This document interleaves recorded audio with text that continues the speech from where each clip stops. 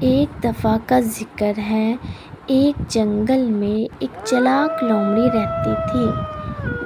ایک دن لومڑی 2 دن سے بھوکی تھی۔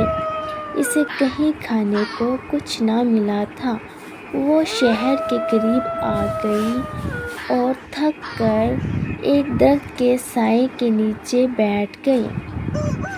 تو جب اس نے اپنی نظر دوڑائی تو دیکھا کہ ایک درخت پر مرغا بیٹھا ہے۔ لومڑی نے سوچا، آج تو میں مرغے کا گوشت کھاؤں گی، مزے لے لے کر۔ لومڑی کے منہ میں پانی بھر آیا۔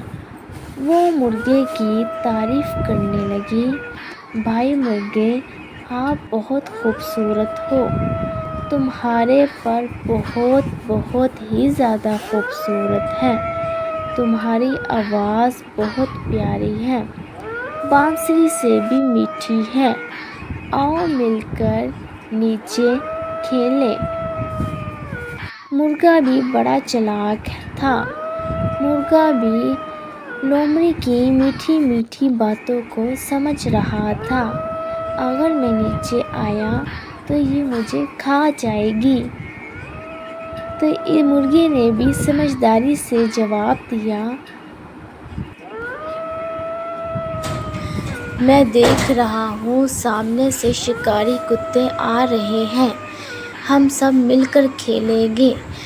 لومڑی یہ سن کر گھبرا گئی اور وہاں سے فوراً بھاگ گئی۔